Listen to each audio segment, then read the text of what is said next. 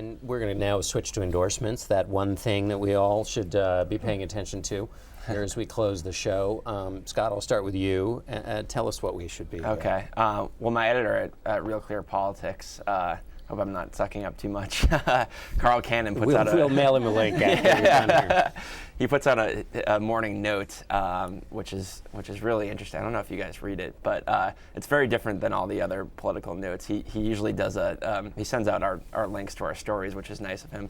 But it's also a This Day in History kind of thing that he does. But it's much better than most This Days in History. He's just a really good writer, and I always learn something from reading that. So you can take 2 minutes out of your morning. And I think you can find a link on our website, Real Clear Politics.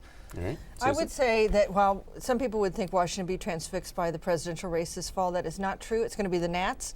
What a start, 10-4, their best start ever since we got a baseball team back in Washington. Of course, I went to the game last night where they got smoked. And I went to opening day. Well, since we no longer have a football team, it's nice that we have a baseball team. Jeff. Something very specific. I mean, the New York Times foreign correspondents always are often in very interesting places, but this week my colleague Willie Newman, who is normally in South America, has spent the week in Cartagena, and he has had the interesting assignment of tracking down some of these prostitutes, if you will, who are involved in the Secret Service scandal. So I would encourage anyone to read Willie Newman's copy from Cartagena. It's been fascinating and riveting and very colorful this week. Indeed, very colorful. I want to. My endorsement is about a dispatch from Muncie, Indiana, in the National Journal. That came out today. It's about basically what this election will also be very much about, which is people's total and fundamental distrust of government and of institutions, everything from the presidency to Congress to the media.